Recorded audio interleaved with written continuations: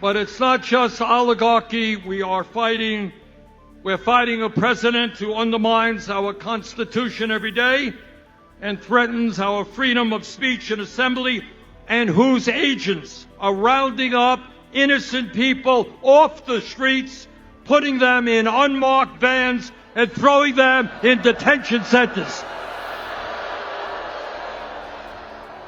That is what happens in dictatorships, not democracies. And we're going to stop that outrageous action on the part of the president.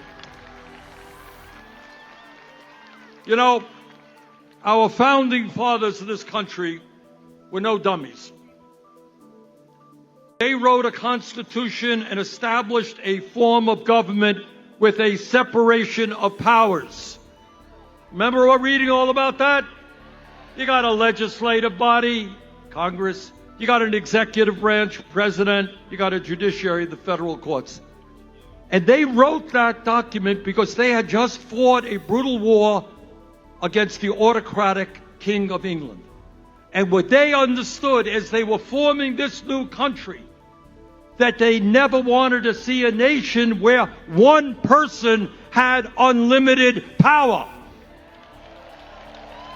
Well, Trump wants that power. We are not giving it to him.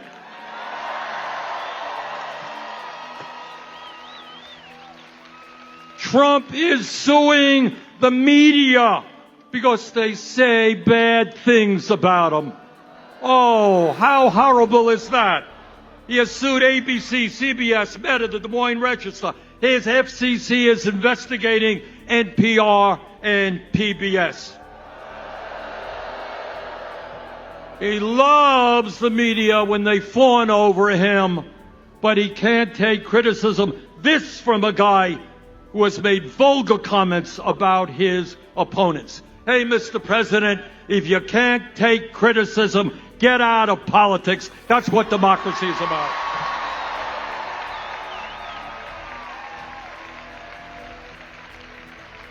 Trump is going after the powers of Congress. He is illegally abolishing agencies that Congress created. He's withholding funding that Congress has appropriated. He is establishing tariffs that he has no legal right to do. But it's not just the media and Congress that he's trying to intimidate. In an absolutely outrageous and unconstitutional way, he is going after the judiciary. His view is if a decision comes down from a judge that you don't like, you try to get rid of that judge and impeach him or her. He is going after law firms that have opposed him and his interest in the past, and disgracefully, a number of these law firms have caved in. He is going after universities. You know, the function of a university, school of higher education, is to pursue the truth, not to cave in to an authoritarian president to protect the federal grants they get.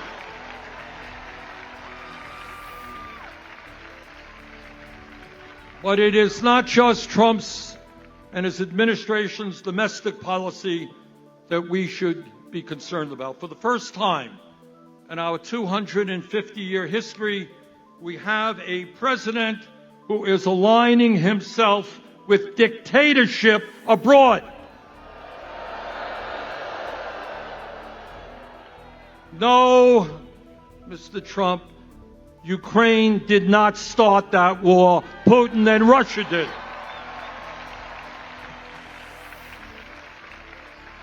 We must lead the world in supporting democracies, not supporting Putin and dictatorships. So let me tell you something else. Trump wants over $8 billion more dollars to go to Netanyahu's war machine.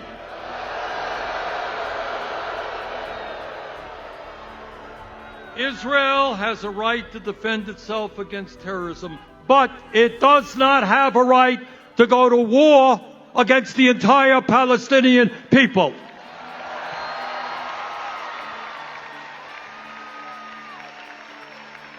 It does not have the right to kill 50,000 people, injure over 100,000, and destroy the entire infrastructure.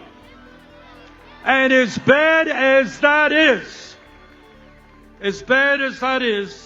Trump wants to expel the 2.2 million people in Gaza in order to create a playground for his billionaire friends.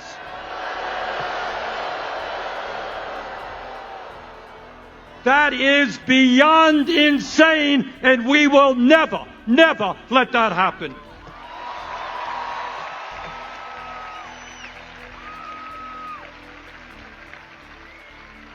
Brothers and sisters, not just oligarchy and authoritarianism. Our job right now, at a time when the very